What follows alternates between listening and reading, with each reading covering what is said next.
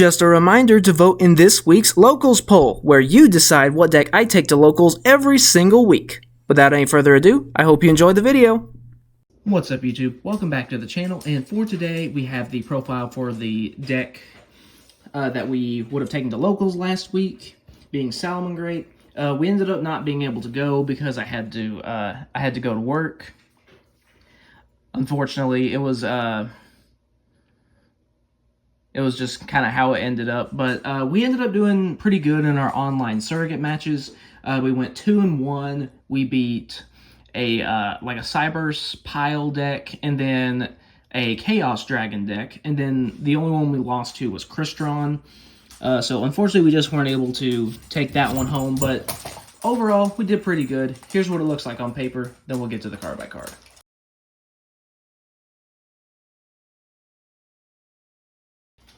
Alright, so starting off with our monsters, we have our Salamangreat Tiger, and then our one Jaguar. Both of these are just one copy each.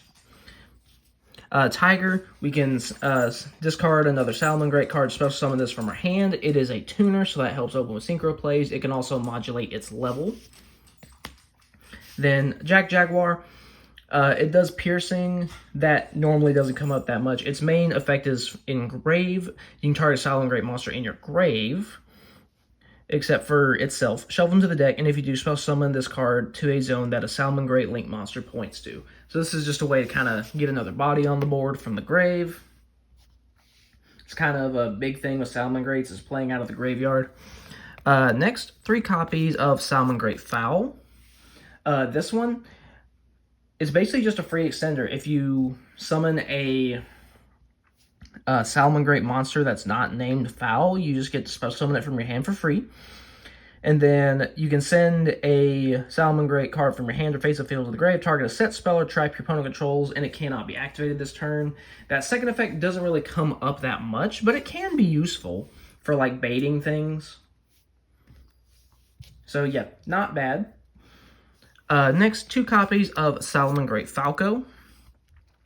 This one is mainly used for its grave effect, or rather the effect when it's sent to the grave, which is you can target a Salamangreat spell or trap that's in your grave and set it to your field. Although it does have another effect, which is while it's in the grave, you can return a Salamangreat monster you control to the hand to special summon it. But it's mainly used for the setting of the Salamangreat spell or trap in the grave.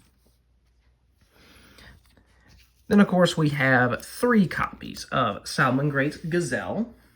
This one, when a Salamangreat monster is sent to the grave, you can special summon this from your hand, and then if it's normal or special, you can send a Salamangreat card from your deck to the graveyard. So this is good for setting up your plays, whether you're dumbing a monster to revive it back, or you're getting a spell or trap to recur later. Gazelle is, the number one. Next, 2 copies of Salamangreat Spinny. This one, while it's in your hand, you can send it from your hand to the grave to give one of your Salamangreats 500 attack till the end of the turn. And then if you have a non-spinny Salamangreat on your field while this is in your grave, you can special summon this, but banish it when it leaves the field. Of course, it is level 3, so this is great for Mirage Stalio. Next, 2 copies of Salamangreat Foxy. And I guess I'll go ahead and talk about Weasel as well. So Foxy, when it's normal summoned, you get to excavate the top 3, then add an excavated Salamangreat card from your deck to your hand. So, that's pretty good. It does have a grave effect. That doesn't really come up very often, though, so not really going to talk about it. Weasel, if you have at least 2 Salamangreat monsters in your grave, you can special summon this from your hand. And then if you special summon a Salamangreat monster from your extra deck while this is in your grave, you can target a different Salamangreat monster in your grave, place this one on the bottom of your deck, special summon that monster from your grave to your opponent's field, and then draw a card. So this is pretty decent with blocking things like Imperm, things like that. Even protecting against Evenly as well in like games 2 and 3. So next, 3 copies of Code of Soul. I only have 2 physically right now, But if I was able to go to locals, I would have gotten my third one from a guy, so I'll just have to get it next week. But this one, it's a free extender if you control Link Monster, so that's really nice. Then during your main phase, you can do the whole, Link summon a Salamangreat Link monster using a monster with its same name as the whole material thing. And then during your opponent's main phase, you can banish this from your grave to immediately Link summon a Link 3 or higher Cyberse Link monster. So this is, of course, really nice being able to go Pyro Phoenix on your opponent's turn to just wipe their entire board. But also just the free extension is nice. Next, 2 copies of Salamangreat of Fire. If it's normal or special, you can add a level 4 or lower Salamangreat monster from deck to hand. Then while it's in the grave, if your Cyberse monster battles, you can banish this from your grave to pop that monster. That becomes relevant with Raging Phoenix. And finally, rounding out the monsters, the 1 Salamangreat Mole. During your main phase, if you Link summon this turn, you can special summon this card to his own A Link monster, points 2. And then, if you don't have any monsters on the field and this is in your grave, it does have a Pot of Avarice-like effect. But it's mainly just for the free extension. Next, moving on to the spell cards. We, of course, have the 3 copies of Salamangreat Circle. So this one has 2 different effects. The main one that you use is searching a Salamangreat monster. That's basically all it's going to be used for. 2 copies of Salamangreat Charge. So this one, I actually overlooked this card when it first came out, but then I reread it later and I was like, wait, that's actually not that bad. So you can target 3 of your fire monsters that are banished and or in your graveyard. You shuffle 2 of them into the deck and special summon the 3rd. So that's actually pretty nice. You get some of your resources back into your deck, and then you get a free body. Or if you control a Salamangreat extra deck monster whose current attack is different from its original attack, you can pop a card on the field. So yeah, pretty good there. Having some flexibility, whether you need to extend, recover, or if you just want to pop something. Next, 2 copies of Will of the Salamangreat. This is a continuous spell. During your main phase, you can spell summon a Salamangreat monster from hand or grave. Or, you can send this this card to the grave, then target a Salamangreat Link monster you control that was, Link summoned using its same name, yada yada yada. You can spell summon Salamangreat monsters from your hand and or grave in defense up to the Link rating. So either way, you're getting stuff from the graveyard with this card. Next, 2 copies of the field spell Salamangreat Sanctuary. I like to run 2 just because there are plenty of card effects nowadays that banish stuff. So like think, like SP Little Knight, Chaos Angel, Cosmic Cyclone, stuff like that. So I definitely want to have a backup copy of this, so that's why I run 2. And then, this, of course, it lets you do the whole, Link summon using same name, blah, blah, blah. The whole gimmick for Salamangreats. Next, some of our one-ofs. 1 Salamangreat Claw and 1 Fusion of Fire. Fusion of Fire is always treated as a Salamangreat card. It lets you fusion summon a Salamangreat fusion monster from your extra deck, using monster from hand, or either field as fusion material. So yes, you can yoink your opponent's Link monster with this. Yay! Salamangreat Claw. I actually really like this card. So it can only be equipped with Salamangreat, it cannot be destroyed by battle or card effects, and it does piercing. And, on top of that, if the equipped monster is a Salamangreat Link that was linked using the same name as material, it can attack monsters up to its Link rating. So, and I know in the Training for Locals video, one of the clips in that, it was a Raging Phoenix beating over a Chaos Angel.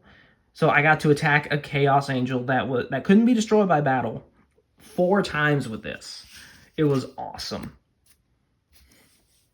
Next, on to some of our more generic spells. 3 copies of Foolish Burial Goods. This way we can have an extra way of getting some of our spells and traps into the graveyard, so that we can recur them with things like Falco or Sunlight Wolf. And so then also we can focus on Gazelle's effect being used for monsters to extend, rather than having to dump the spells or traps. Also, 1 Call by the Grave just to try to combat hand traps. And next, moving on to the trap cards. So, got 1 Salamangreat Revive and 1 Rage. I actually just noticed that all of them start with the letter R. That's kind of funny. So, Revive, it's a revive. You target a fire monster in your grave and special summon it.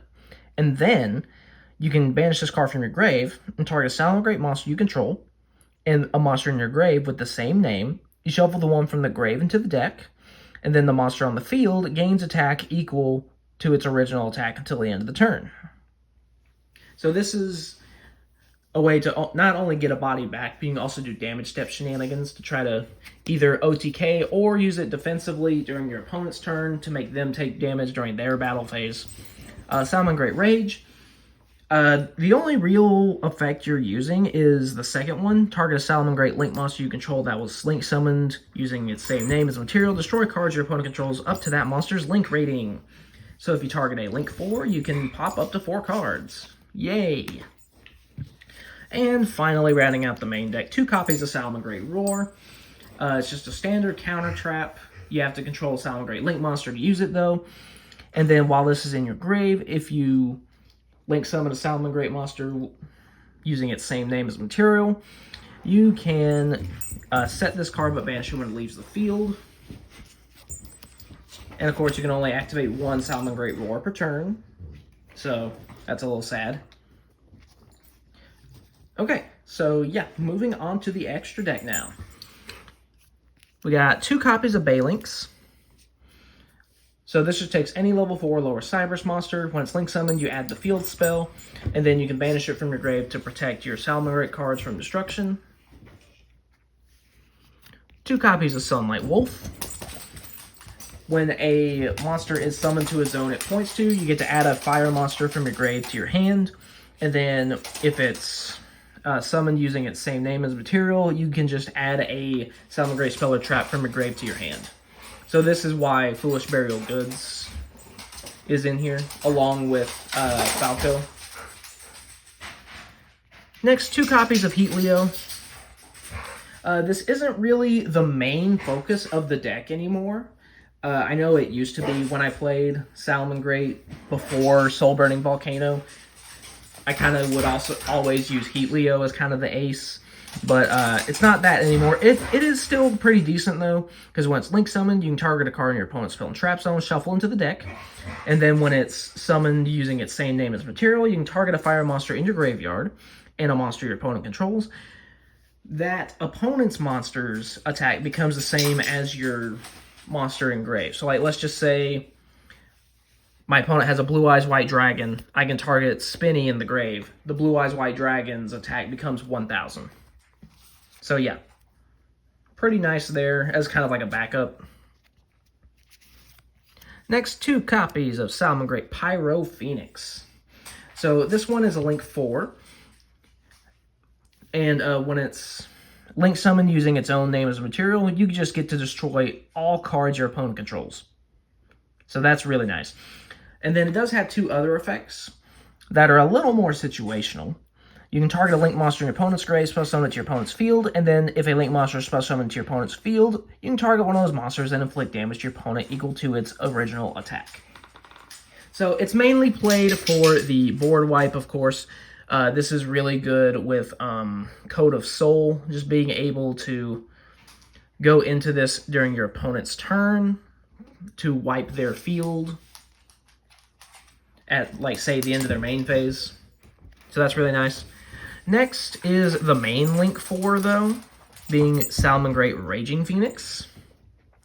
So when it's Link summoned using its own name as material, you get to search any Salamangreat card from your deck to your hand. And then while it's in the graveyard, if a face-up fire monster you control is destroyed by battle or card effect, you can target one of those monsters, special summon this from your grave, and if you do, it gains attack equal to the destroyed monster's attack.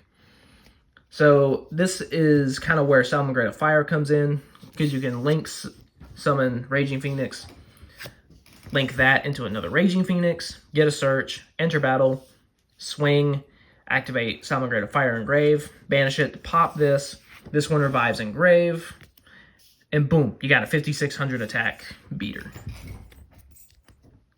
The extra search is really nice too, just for additional disruptions. Next, 2 copies of Mirage Stalio. You can detach a material from this card, special summon a Salamangreat monster from your deck in defense. And then it locks you into only fire monster effects for the rest of the turn, but that's not really going to be an issue here. Then, if this Xyz summon card is sent to the graveyard as material for a link summon of a Salamangreat monster, you get to bounce a monster on the field to the hand. So that's really nice. Serves as extension and removal. Next, 2 copies of Salamangreat Burst Griffin. You basically, its materials are generic. You can target a level 7 or lower fire monster in your grave, special summon it, and if you do, reduce this card's level by that monster's original level. Then you're locked into fire monsters for the rest of the turn. But like I said, that's not really going to be an issue. If this card is synchro summoned using its own name as material, you can activate this effect. During your next standby phase, special summon a monster from your graveyard. So this is just a way to kind of increase your board presence. It doesn't really come up all that often, but, you know, it could. And finally, rounding out the extra deck, Salamangreat Violet Chimera. So we're only on one of this because, realistically, the game's usually not going to last long enough for you to be able to summon another one. It takes a Salamangreat monster plus any link monster. When it's fusion summoned, you get to make it gain attack equal to half the combined attack of the fusion materials until the end of the turn. And then, once per battle, during damage calculation, if this monster battles a monster whose current attack is different from its original attack, this guy's attack gets doubled. So yeah, this guy is just an OTK machine. And it is also really useful for breaking boards, thanks to Fusion of Fire, being able to use materials from both fields. So, yeah. That is it for the deck profile. I hope you enjoyed. This is definitely a fun deck. It's pretty good, too. The main thing is just trying to avoid Nibiru. That's the main thing. That's actually what got me against Crystron is in game 2, because I lost game 1, unfortunately. But then, so I decided to go first game 2, and I got nibbed. So, yeah, Nibiru is the biggest weakness for this deck. Droll hurts some too, but you can still play under Droll. So it's not as bad. But yeah, fun deck, pretty cheap deck as well. So, yeah, like, subscribe, vote in the logos poll, that good stuff, and I'll see you guys next time.